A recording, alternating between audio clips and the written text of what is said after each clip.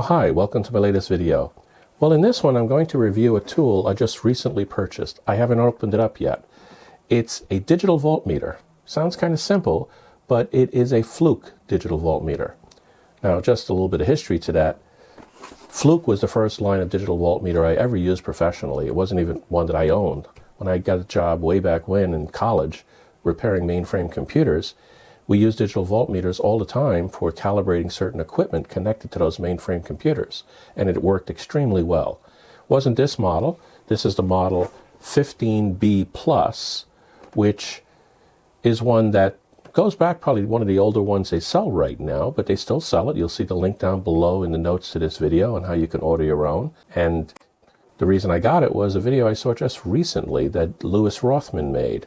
Those who've watched his channel know about the types of antics that he does in terms of repairing some really, what most people thought were unrepairable types of electronic faults. And he was able to repair them. He has a series of good equipment, and this was one of the ones that he harped on in that video about all of his tools, because that's what the video was about. So I decided to take a look, see if it's available, and sure enough, the one that he has is the 15B. They don't have that anymore, but they have the 15B Plus. Now we'll take a look and I'll see what may be different in it from the one that he showed in his YouTube channel, and we'll see if that helps or hurts, okay? So let me open this up, and then I have some components that I want to check. Some resistors, batteries, capacitors, and we'll see how accurate this thing is based upon the stamped values of some of those components. So hopefully by the end of the video, if you stick around, you'll be able to see how it works and how good or bad it is for purposes of doing all sorts of things, not just intricate electronic testing, but also in terms of just some household stuff that you may need a meter for. It also would come in handy, I think, if you were doing any of your own car repairs. Oh, by the way, before I forget, I also purchased this. These are extended needlepoint tips to the probes, and I'll put those on and see how they work. They look like they should fit. I did order them, matching ones that Fluke sold, but I saved a little money by buying an off-brand version. We'll see how long they last, obviously. But I think that that's a good handy thing for doing some intricate work and can actually probe into certain wires that are of a larger width. So we'll take a look at that as well. So let me open it up, and then I'll come back and we'll see how it's done. Okay, here it is. One thing that's interesting as I look at it, the only thing that's not in Chinese is the brand name Fluke. But I wonder what that means. It doesn't seem to be shrink wrapped. Everything in the back is Chinese as well. Let's see what happens when I pop it open. Oh, something came off in here. Oh, the manual. Oh, there's something written here. This meter is made by Fluke Manufacturing in China. Now China Fluke manufacturers don't provide printed English user manuals. You can also download the English user manual online at http etc. etc. You know, I saw this online. I didn't quite understand it. Let me see. Wow, it's all in Chinese. Okay, the numbers are English, but other than that, everything else is Chinese. So what I did, which I didn't do because I didn't know this was happening, I had gone ahead and printed out the manual anyway because I wanted a larger version of it from online. I already took a look through it. This one's all in English. So the English version is available online. And I pretty much read through most of it. I didn't read every detail of every configuration that you could use it in, but it seems thorough enough. It's a shame that people who may not catch this at first may wind up very confused by the fact that the manual comes primarily in Chinese, except for this label that's attached, because that's what it is, a white label. So I'll put that to the side for now, and let's take the meter out. Now, it's supposed to be using 2 AA batteries, which I happen to have off to the side here that I brought, alkaline batteries. So I'll put those in. But to turn it on, I believe you just turn the knob. It's in the off position now. Whoa, it came on. That's surprising. I didn't expect it to. I didn't think the battery... It is kind of heavy, but that's a lot heavier than 2 batteries being added. Let me turn it off again and see if the batteries are in there. Seems like it might be. Now this is one of the features I think that Louis Rothman didn't have on his, an actual stand, so you can use it. His had nothing on the bottom like that. So I think that's part of the plus. It's a little bit on the flimsy side, but it is usable. Oh, it looks like you need a screwdriver or something to open up this little battery compartment here. Let me see if I can use my thumbnail.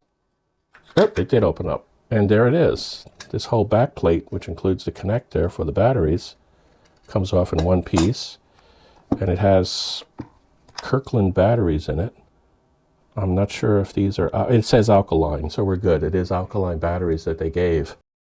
That's interesting. Let me try to get it back together now. Put them back in the right order. There's little templates underneath there. I would guess by the way this is outlined, I have to go into the top because the lock is in the bottom here. Let me push that. Oh, that looks like it's it. Let me see if I can turn it and locked it with my thumbnail again. Good thing I didn't cut it. Let's see, does it still work? Yep, it does. Now there is a little piece of plastic over the top here. I'll take this off. Oh, I got a little tear out of it too. That's pretty good. So it has, most ranges are auto ranging. So most choices here are auto ranging. There's also one that sort of covers a conglomerate of different things. So it's like an auto of several features, including capacitors and stuff like that. It has a diode symbol on there too, so I guess it tests a diode. And it has ohms. That's also the ohm range. So it has other things that it does. Okay, so let me turn it off. Let me take these probes that it came with inside the package. I'm gonna have 2 extra batteries for now, that's good. These are brand new. This whole meter is brand new. I didn't buy a refurbished one or a new one, or an old used one. Let's see, how long are these? I would guess it's about 4.5 feet long. Looks like about at least 4. I don't think it's 5. And the probes have these little plastic covers on them to protect them. Let me see if these little extensions I bought work. Like I said, these were like 1/5 the price of the ones that are sold by Fluke. But before I do that, let me make sure these 2 probes work. So I'm going to put them in, red into the red here, black into the black. That's the most common one. You only go to these for special amperage type measurements that I'm not going to be doing right now. Okay, high voltage and amperage. So let's turn this. So it's got a nice plastic protective cover. So it looks like it should be able to withstand something. Okay, in terms of dropping it or banging it against things. Okay, let me turn it to ohms. And what if I short the 2 probes out? I'll take the little covers off. Yeah, there it goes. So they work. Let me put these extensions on. Well, they do fit. Let's see if they work. Whoops, they got little protectors at the end of it too. Take those off. Yep, they work. I don't want to break them, so I'll put them back. Okay, let's see how this works for certain components. I have samples of some resistors, 2 different values, and I have 2 different values of capacitors. I'm using electrolytic capacitors because I want the larger values. Even though I have some ceramic ones, they're harder to read. You have to be very careful that you put them preferably in a breadboard to read them properly, but these should work fine with just probes. So let me go ahead and show you how this works. Let me start off with some voltage. Now if you push this little button right here, it does a backlight, which will stay on for a while, but it comes off, so you have to watch it. I have a battery here. Let me try this one first. It should be a 1.5 volt alkaline battery. I'll connect the negative and the positive. Let's see what we got. 1.612. It's a 1.5 volt battery, so that's within tolerance, okay? If I try the other one, it may be a different voltage. Let me try that one. 1.612, exactly the same, so it didn't matter. Let me try a 9 volt battery. Got a 9 volt battery. I don't take it out of the package because I got nice sharp probes. Put it on the negative on this one. Put it on the positive on this one. What do we got? 9.95 volts. It's a 9 volt battery, fully charged, brand new in this case. It's going to show beyond the rated value, which is what we have here. So that's it for voltage. Let me go to ohms. Let me pick one of these resistors.